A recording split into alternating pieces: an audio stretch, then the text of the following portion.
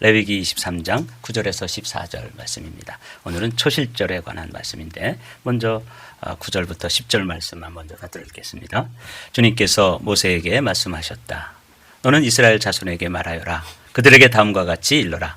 너희는 주가 주는 그 땅으로 들어가서 곡식 거둘 때에 너희가 거둔 첫 곡식단을 제사장에게 가져가야 한다. 오늘 이제 초실절이라고 하는 이 절기에 관해서 6월절, 무교절, 초실절이 이렇게 한 군데 묶여 있습니다. 그럴 수밖에 없습니다. 왜냐하면 예수 그리스도의 십자가, 그리고 십자가에서 죽으신 후 장사되심, 그 장사된 후 부활, 이게 한꺼번에 묶여 있을 수밖에 없죠. 놀랍게도 6월절, 무교절, 초실절이 한 군데 묶여 있는데, 우리는 지금 이 구약 성경의 이 말씀을 예수 그리스도의 관점으로 해석하고 또 우리가 함께 은혜를 나누고 있습니다. 그래서 성경 해석의 열쇠, 키는 뭐냐면 예수 그리스도십니다. 이건 제가 이렇게 정한 게 아니고 예수님이 그렇게 말씀하셨어요. 너희가 성경에서 영생을 얻는 줄 생각하고 성경을 연구하거니와 이 성경이 곧 내게 대하여 증언하는 것이라. 그러니까 여기서 주님이 말씀하시는 성경은 구약 성경을 이야기하는 것인데, 구약 성경 전체가 예수 그리스도에 대해서 테스티머니 하는 거라고 기록되어 있어요. 실제로 유럽의 어느 교회 가면 벽화가 이렇게 쭉 그려져 있답니다. 그래서 이제 아담부터 시작해서 쭉 세례 요한까지 이렇게 그림이 쭉 그려져 있는데, 그 그림의 특징은 뭐냐면 다 이렇게 옆 사람을 손으로 가리킨다는 거죠. 그래서 그 손가락을 따라서 쭉 아담부터 시작해서 노아, 또 뭐 아브라함, 모세 해서 쭉 따라가 보면 맨 마지막에 가리키는 손가락이 누구를 지목하겠어요? 예수님. 네, 그런 거죠. 그래서 예수님도 그렇게 말씀하셨는데, 이 성경이 곧 내게 대하여 증언하는 것이라. 그래서 오늘 우리는 다시 한번 이 성경을 이해하고 해석하는 원리를 예수 그리스도라고 하는 관점, 예수 그리스도라고 하는 렌즈를 통해서 성경의 어떤 부분들을 보면 거기서 누가 보이는 거예요? 예수님이 보인다는 거죠.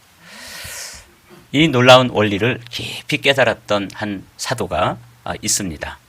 그 사도는 대사도였던 바울입니다. 바울도 똑같은 해석의 원리로 성경, 특별히 구약 성경을 해석했습니다. 고린도 후서 3장에 있는 말씀, 여러분들이 이 말씀은 고린도 후서 3장 16절 이렇게 외워 두십시오. 요한복음 3장 16절, 고린도 후서 3장 16절, 3장 16절은 유명한 구절이니까 여기 한번 읽어볼게요. 그러나 그들의 마음이 완고하여 오늘까지도 구약을 읽을 때에 그 수건에 벗겨지지 아니하고 있으니 그 수건은 그리스도 안에서 없어질 것이라. 오늘까지 모세의 글을 읽을 때에 수건이 그 마음을 덮었도다. 한 목소리로 그러나 언제든지 주께로 돌아가면 그 수건이 벗겨지리라. 고린도후서 3장 14절에서 16절의 말씀인데, 이 말씀을 보면 왜 유대인들이 예수님이 오신 지 2000년이 지난 지금도 예수님을 그리스도로 메시아로 받아들이지 않는 이유를 여기 알 수 있습니다. 그들은 성경을 읽어요. 또 성경에 약속된 선택된 백성이에요. 그런데 그들이 아직도 예수님을 만나지 못하는 이유는 딱 한 가지입니다. 성경을 읽는데 성경을 수건으로 덮어놓은 것처럼, 이렇게 커튼을 이렇게 딱 쳐서 가려놓은 것처럼 그런 상태에서 성경을 읽고 또 성경 사는 거예요. 그렇게 읽고 살아도 그들은 세계 최고의 사람들이 되어 있는데, 최고의 민족이죠. 그래서 뭐 노벨상 우리나라에서 한 명 지금 두 번째 타게 됐는데, 이 유대인들은 거의 노벨상의 3분의 1을 그 유대인들이 휩쓸고 있잖아요. 그런데 이 유대인들이 성경을 읽으면서 그들에게 수건이 벗겨졌다. 뭐 이건 얼마나 놀라운 일이 벌어질지 상상할 수도 없는 일들이 경험되어질 것인데, 그들은 아직도 그 바울 당시나 2000년이 지난 지금이나 수건을 덮어놓은 상태로 있는 것이죠. 그러나 그 모든 구약의 사건, 사물, 사람, 이 모든 사람들을, 이 모든 일들을 예수 그리스도께로 가져오면 예수 그리스도 안에서 수건이 벗겨지면서 그 안에 생명의 주인이신 그리스도가 그 안에 밝히 드러나게 된다는 거예요. 이게 이제 우리가 성경을 이해하는 관점입니다. 이러한 관점에 대해서 성 어거스틴은 더 놀라운 말씀으로 이 성경 말씀들을 한 센텐스로 요약을 했습니다. 함께 읽어보시죠. 신약은 구약 속에 감춰져 있고 구약은 신약 속에 드러난다. 그렇습니다. 그러니까 신약과 구약의 관계가 이렇게 놀랍다는 것을 초대교회 교부였던 어거스틴은, 예수님이 이 성경은 나에 대해서 증언하는 것이다. 이 성경 가운데 수건이 덮여 있는데 예수 그리스도께로 그 모든 사건과 또 사람과 사물을 가져와서 예수 그리스도의 관점과 렌즈로 살펴보면 수건이 스르르 벗겨지면서 그 안에 그림자처럼 보였는데 실체가 보여진다는 것이죠. 오늘은 이 놀라운 말씀, 신약은 구약 속에 감춰져 있고 구약은 신약 속에 드러난다, 이렇게 깨달았던 거죠. 이런 해석의 원리를 가지고 오늘은 초실절을 한번 살펴보도록 하겠습니다. 이 초실이라고 하는 것은 첫 이삭을, 그들이 유대인들이 이제 자신들의 유월절을 지키고 또 무교절을 지키고, 그리고 무교절이 시작되는 첫날이 성회고 또 마지막 날도 성회라고 말씀드렸죠. 그 성회가 지난, 안식일이 지난 첫날에 보리밭으로 달려가서 그 처음 익은 보리 이삭을 잘라서 한 단을 묶어가지고 제사장에게로 가져옵니다. 그럼 그 제사장이 그것을 흔들어서 하나님 앞에 올려드리는 그 일을 수천 년 동안 했던 거예요. 그런데 이게 수건이 안 벗겨질 때는 맨날 보리 이삭만 잘라다가 바치고, 그리고 이제 그 하나님 앞에 드린 후에는 그 다음에 이제 햇곡식을 먹을 수가 있어요. 그런데 요 첫 이삭, 요게 이제 그리스도 안에서 이 말씀이 이렇게 열려지는데 사도 바울이 그 말씀을 깨달았습니다. 그래서 고린도전서 15장이 부활의 장, 또 소망의 장 이렇게 부르잖아요. 고린도전서 13장은 무슨 장이에요? 사랑장이라고 그러죠. 히브리서 11장은요, 믿음장이라고 부르는데 이 고린도전서 15장은 소망의 장 또는 부활의 장이라고 불러요. 거기에서 사도 바울은 그 구약시대 때 그 유월절, 무교절, 초실절 때 첫 열매를 가지고 제사장에게로 달려가던 그 유대인들의 관습이 이거 예수 그리스도의 부활을 의미하는 사건이구나 하고 그게 확 열렸습니다. 계시로 열린 거죠. 하나님께서 사도 바울의 눈을 열어서 보여주신 거죠. 그래서 이렇게 선포하는 거죠. 그러나 각각 자기 차례대로 되리니 먼저는 첫 열매인 그리스도요. 그래서 부활하신 예수님을 첫 이삭으로 첫 열매로 해석하고 있는 걸 보게 돼요. 이게 놀라운 계시입니다. 다음에는 그리스도의 강림하실 때 그에게 붙은 자요. 그래서 오늘 우리는 이 초실이라고 한자로 되어 있죠. 첫 열매라는 뜻입니다. 그 첫 열매를 드렸던 그 사건을 사도 바울은 성령의 계시로 이것은 예수 그리스도께서 이 인류 역사상 처음으로 잠자는 자들의 첫 열매가 되셨구나, 이렇게 깨닫고 그걸 고린도 교회 성도들에게 알려준 것이죠. 오늘도 우리는 초실절과 그리고 레위기 23장에 있는 초실절의 말씀과 그리고 고린도전서 15장에 있는 이 첫 열매, 그리스도의 부활을 설명하는 첫 열매를 이렇게 연결지어서 그 구약 성경 안에 이미 예수 그리스도의 부활이 이미 예표되어 있고 거기 예고편으로 다 들어있구나, 그것을 이제 알 수 있는 것이죠. 먼저는 첫 열매인 그리스도요. 그래서 그리스도 안에서 이 초실절이 이해되어지고 해석되어지는 것이죠. 그런데 이 첫 열매를 드리는 날을 또 주목해야 합니다. 오늘은 첫이라고 하는 단어를 통해서 첫 열매, 두 번째로는 첫날을 한번 해석해 보도록 하겠습니다. 그러면 제사장이 그 곡식단을 주 앞에서 흔들어서 바칠 것이며 주가 너희를 반길 것이다. 제사장은 그것을 안식일 다음 날 흔들어서 바쳐야 한다. 그래서 안식일 다음 날, the day after the Sabbath라고 되어 있죠. 안식 후 그 다음 날이라고 되어 있는 이 말씀들을 사도들은 다 함께 다음 날이라는 말을 첫날로 바꿨습니다. 한번 보도록 하죠. 레위기에 있는 이 안식일 다음 날을 누가는 이렇게 바꿨습니다. 안식 후 첫날 새벽에 이 여자들이 그 준비한 향품을 가지고 무덤에 갔다. 그러니까 그 첫 이삭을 드렸던 모세 시대로부터 시작해서 계속해서 1500년 동안 첫 이삭을 드렸던 유대인들의 전통을, 그 전통이 있었던 첫 이삭을 드리던 날이 안식 후 첫날이었는데 너무 놀랍게도 예수님께서 부활하신 날이 안식 후 첫날입니다. 그런데 구약 성경에서는 안식 후 다음 날, 똑같은 날인데 그것을 첫날로 바꿔서 기록하고 있는 것이죠. 안식일 그 다음 날, 곧 첫날이죠. 이 첫날이라고 하는 게 의미가 놀랍습니다. 예수 그리스도가 한 사람을 찾아와서 만나서 그 사람이 예수 그리스도 안에서 새 생명을 얻고 난 그날이 무슨 날이에요? 그 인생이 BC와 AD로 나눠지는 첫날이 되는 것이잖아요. 이 부활하신 예수님이 만드신 날이 이 첫날이에요. 복음서 기자들은 한결같이 이렇게 기록하고 있습니다. 마태의 기록을 살펴보죠. 안식일이 다 지나고 안식 후 첫날이 되려는 새벽에 막달라 마리아와 다른 마리아가 기록하고 있는 것이죠. 사도행전에 보면 놀랍게도 원래 안식일에 이 유대인들은 모여서 하나님 앞에 제사를 드리고, 그리고 포로로 잡혀갔을 때는 회당에 모여서 안식일에 모여가지고 그들은 안식 말씀을 나누고 그랬던 날이잖아요. 이 안식일, 이 날은 어마어마하게 소중한 날입니다. 정말 크고 놀랍고 복된 날이 안식일입니다. 그런데 초대교회부터 시작해서 그 안식일에 모이지 않고 안식 후 첫날 모이는 거야. 보십시오. 그 주간의 첫날에 이렇게 나오죠. 그러니까 여러분, 우리가 지금 모이는 이 주일날 오늘 우리가 모였잖아요. 이것은 초대교회 전통을 따라서 우리가 안식일 교회처럼 안식일날 모이지 않고 무슨 날 모이는 거예요? 주일날 모이는 거예요. 그럼 누가 옳으냐? 주일날 모이는 게 맞은 거죠. 왜냐하면 하나님께서 이미 이 세상을 창조한 날을 기념한 날이 안식일인데, 안식일로 창조된 이 놀라운 이 하나님의 세계가 아담이 범죄함으로 말미암아서 죄가 들어와서 다 부패되었어요. 그 신학자들은 전적인 타락이다 이렇게 불러요. 다 부패됐어요. 사람마다 부패됐고, 또 이 세상 전체가 지금도 물이면 물, 공기면 공기, 땅이면 땅, 흙이면 흙, 다 오염돼가지고 지금 죽어가고 있는 것 여러분 아시죠? 이렇게 되어져가는 이 세상을 재창조, 새 창조를 하신 날이 언젠가 하면 그 죽음의 권세, 그 죄의 권세를 이기고 승리하고 깨뜨리고 부활하신 날이 뭐냐면 안식 후 첫날인 거예요. 그러니까 우리는 안식일 날 모이지 않고 무슨 날 모여요? 주일 날 모이는 것이죠. 이 날이 그렇게도 놀랍고 복된 날입니다.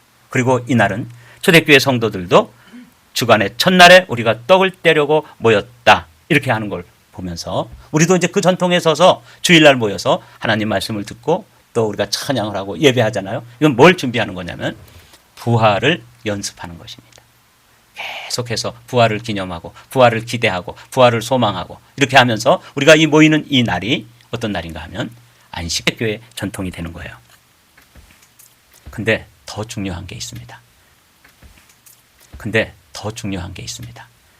첫 이삭, 그리고 그 이삭을 드렸던 첫날보다 중요한 게 첫 한단입니다. 이 말씀을 다른 건 다 잊으시더라도 오늘은 이 말씀을 좀 마음에 깊이 간직하십시다. 이스라엘 자손에게 명하여 이르라. 너희는 내가 너희에게 주는 땅에 들어가서 너희 곡물을 거둘 때에 너희 곡물의 첫 이삭 한 단을 제사장에게로 가져갈 것이요. 여기 보면 첫 이삭만 하나 갖다 드려도 그냥 대표성이 있는 거잖아요. 그러면 되는데 여기 보니까 그 이삭과 함께 한 단을 묶어서 제사장에게로 가져가라는 거예요. 여기 이제 이 말씀을 사도 바울은 이렇게 기록하고 있습니다. 그러나 각각 자기 차례대로 되리니 먼저는 첫 열매인 그리스도요. 이게 첫 이삭, 한 이삭이라면 다음에는 그리스도 강림하실 때에 그에게 붙은 자요. 이렇게 돼 있잖아요. 여기 그리스도께 붙은 자를 영어 성경에서는 뭐라고 되어 있냐면 who belong to him. 어떤 사람이냐? 예수 그리스도께 속한 사람이다. 저는 번역이 이 붙은 자라는 게 이 번역이 참 아주 잘 되었다고 생각해요. 이 세상에 걷는 사람보다 더 빠른 사람이 누구예요? 뛰는 사람이잖아요. 뛰는 사람 위에 누가 있어요? 나는 사람이 있어요. 근데 나는 사람보다 더 대단한 사람들이 어떤 사람인지 아시죠? 어떤 사람이에요? 붙어 다니는 사람이에요. 여러분, 파리가 말이죠. 대한항공에 어떤 사람이 이제 표를 사가지고 탈 때 여권도 없고 티켓도 없고 보딩 패스도 없지만 그 사람 덩어리에 딱 붙어 있으면은 한국에서부터 어디까지? 미국까지 날아올 수 있다고요. 이게 붙어 다니는 사람의 특권이에요. 그런데 사도 바울은 그리스도인들이 부활할 때 누구에게 붙어 있어야 된다는 거예요. 예수 그리스도, 첫 열매이신, 처음 부활로 모델이 되신 그 부활의 증표이신 예수 그리스도에게 찰싹 붙어 있고 딱 붙어 있으면 그분이 부활하실 때 묶음으로 한 단이 되어가지고 같이 부활하는 거예요.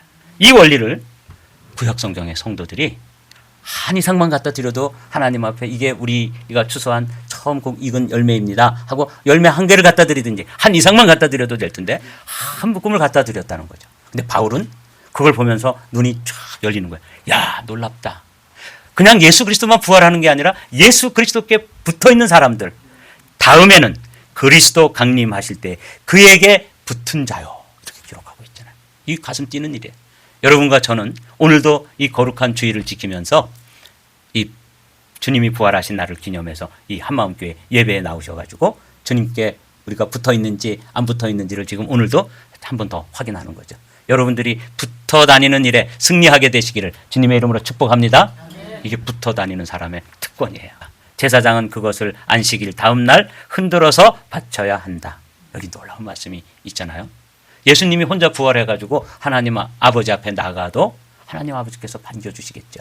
그런데 오늘 성경에 보니까 그 곡식단으로 묶어서 첫 이삭과 그리고 함께 수확한 곡식단을 묶어서 제사장에게로 가져가면 누가 기뻐하신다는 거예요? 누가 반겨주신다는 거예요?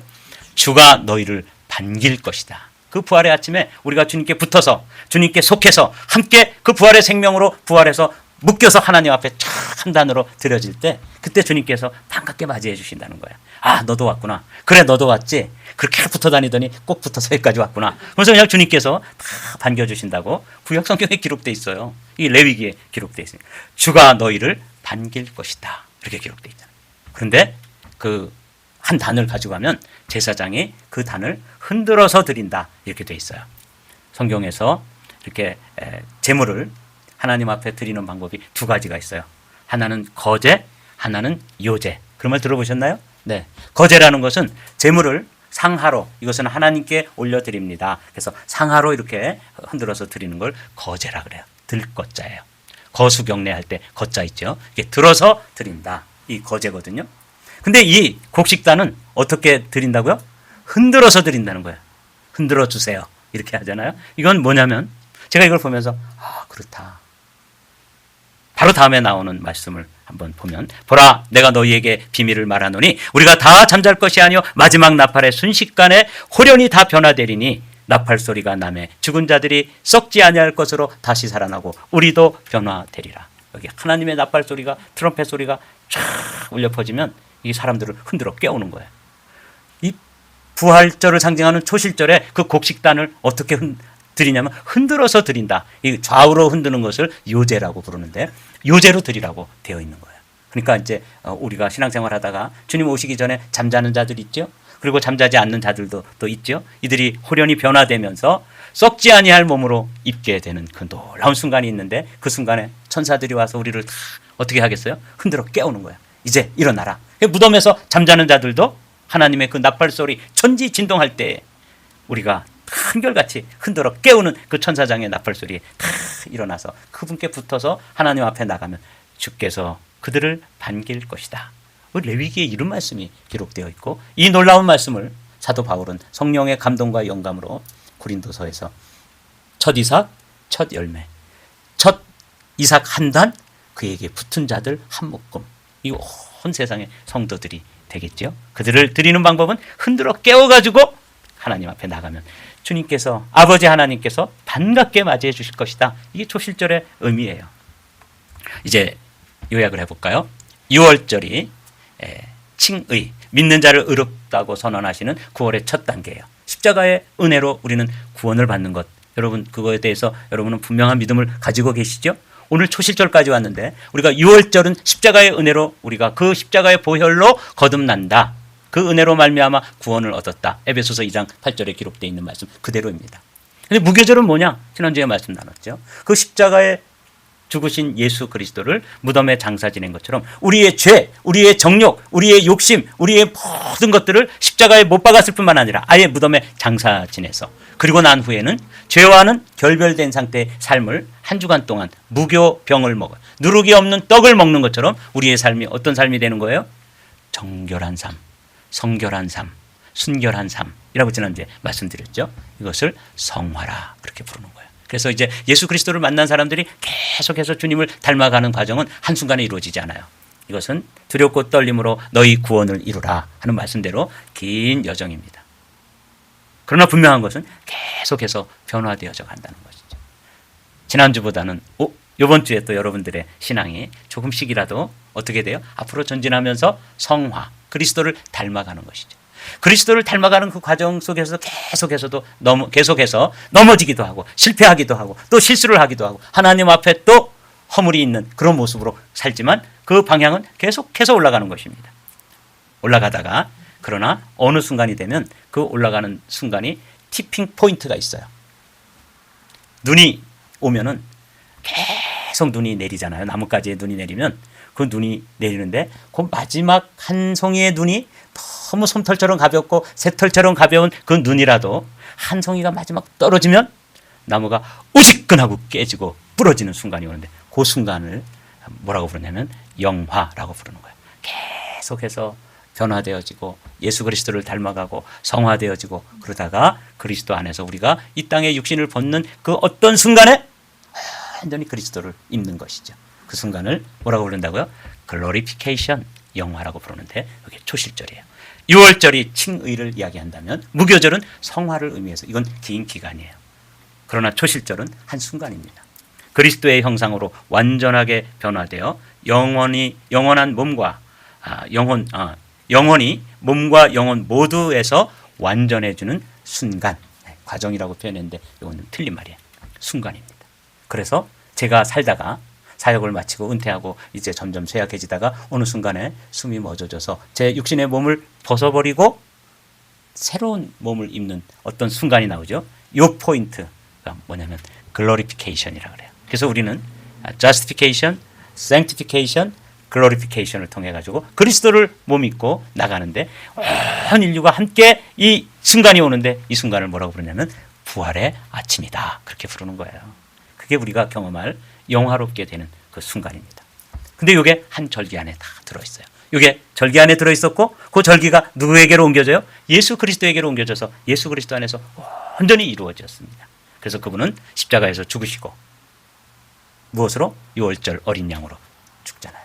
그리고 무교절에 장사 지내고 그리고 초실절에 부활의 첫 열매로 부활하시고 우리는 그 부활이신 그분에게 붙어서 함께 부활하는 아침에 참여하게 되는 것입니다. 이게 하나님께서 예수 그리스도 안에서 예비되어진 하나님께서 우리를 위해서 예비되어진 그리스도인의 결론입니다. 초실절, 부활의 아침에 참여하는 것이죠. 자, 말씀을 마칠까요? 여호와의 초실절을 이렇게 요약하시면 됩니다. 첫이라고 하는 단어로 요약합니다. 첫 열매, 그 다음에 첫 날, 그리고 첫 한단. 예수 그리스도께서 우리의 삶에 오셔서 우리의 삶이 개인적으로 BC와 AD로 나뉘는 것처럼 어떤 공동체 그리고 어떤 나라에 예수 그리스도가 들어오면 그 나라의 역사는 바뀌는 것이죠.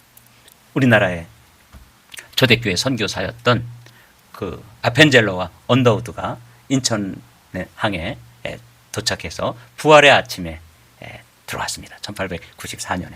그래가지고 그분들이 첫 발을 내딛는 그 순간이 우리나라의 역사가 BC와 AD로 나뉘어지는 날이에요. 이번에 프랑스 올림픽이 있었는데 그 올림픽에 참여해가지고 10위 안에 들었던 나라 중에서 원조를 받던 나라에서 원조하는 나라로 선교를 받은 나라에서 선교하는 나라로 바뀐 나라는 딱 한 나라밖에 없어요. 지금까지 역사상 그렇게 되어진 나라가 한 나라밖에 없습니다. 누구예요? 대한민국입니다. 우리가 그 부활의 아침에 아펜젤라와 언더우드 그 감리교 선교사님과 장로교 선교사님 두 분이 함께 오셔서 이 땅에 새로운 역사가 시작되었는데 그 부활의 주님을 전해주는 그 발걸음, 이 첫 걸음이 내디뎠던 그날이 뭐가 되는 거예요? 첫 날이 되는 것이죠. 여러분들에게도 아까 6월절, 무교절, 초실절 이 분명한 경험이 예수 그리스도 안에서 이루어진 이 구원의 완성이 여러분에게도 분명한 믿음으로 있어서 그리고 그분께 붙어서 부활의 아침에 우리가 다 함께 한 단이 되어서 그 부활에 참여하는 복된 성도들이 되시기를 주님의 이름으로 축복합니다.